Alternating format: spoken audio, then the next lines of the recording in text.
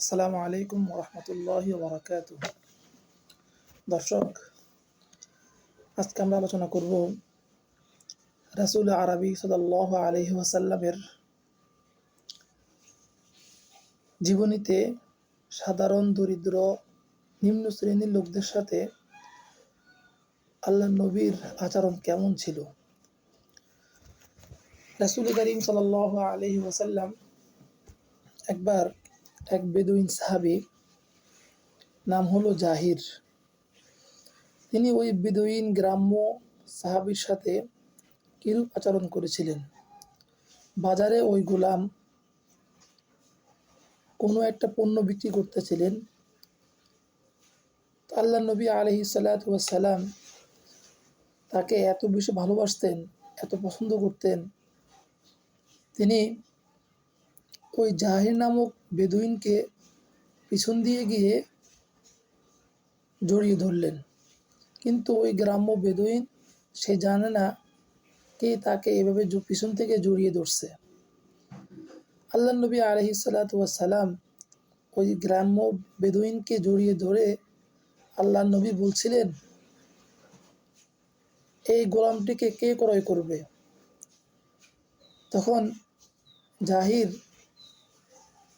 দেখল যে আল্লাহ নবী তাকে পিছন থেকে জড়িয়ে ধরে রাখছে। তখন ওই গ্রাম্য বেদুইন জাহির সে বলল, এই গোলামটির মূল্য তো একবারে মূল্যহীন, আপনি তো এই গোলামটিকে বিক্রি করে কোনো মূল্য পাবেন না।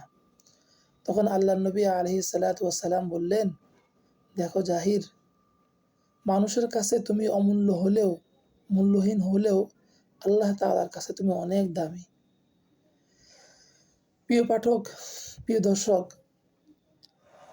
দেখেন, এমন মহৎ গুণের অধিকারী, করুণার আধার, দয়ার সাগর আল্লাহ নবী আলাইহিস সালাতু ওয়াস সালাম অসহায়, দরিদ্র, দুঃখীদের সাথে কিরকম আচরণ করেছেন।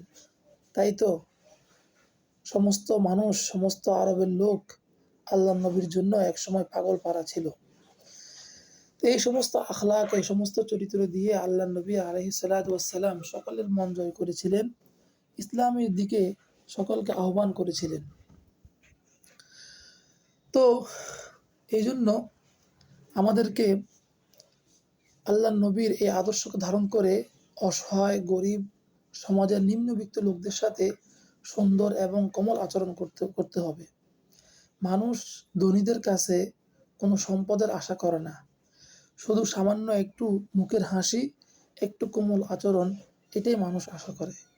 এই জন্য আমরা সমাজে যারা নিম্ন দরিদ্র শ্রেণীর লোক আছে, কিছু না দিতে পারি, অন্তত হাসি মুখে তাদের খোঁজখবর নিব, তাদের সাথে সুন্দর আচরণ করব। আল্লাহ তাআলা আমাদের সবাইকে তৌফিক দান করুন, আমিন।